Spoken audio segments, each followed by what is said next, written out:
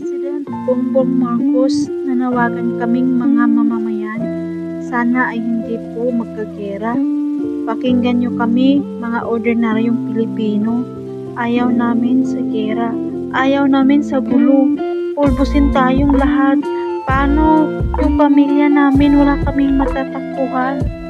Hindi pa huli ang lahat, Mr. President. Makipag-usap po kayo sa China, makipagkaibigan po kayo para walang gulo, para hindi po magkagera.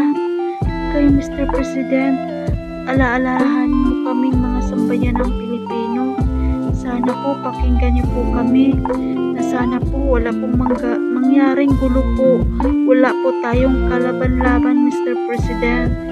Mauubos po tayo dito sa Pilipinas. Maawa po kayo sa aming pamilya. Sana, Mr. President, hindi pa po huli ang lahat. Makipag-usap po kayo sa China.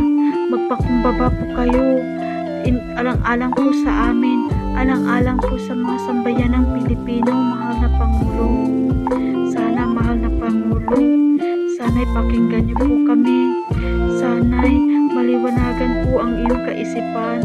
Huwag masyadong nagdepende sa isang bansa lamang. Makipag-kaibigan po sa China. Magkaibigan po kayo. Huwag niyo po kayong para hindi po tayo magkagulo, Mr. President.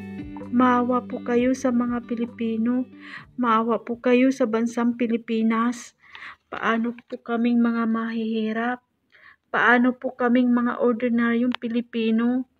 Paano po kayong mga bata na walang kamuwang-muwang sa kanilang paglaki, na hindi po nila alam ang ginagawa, Mr. President?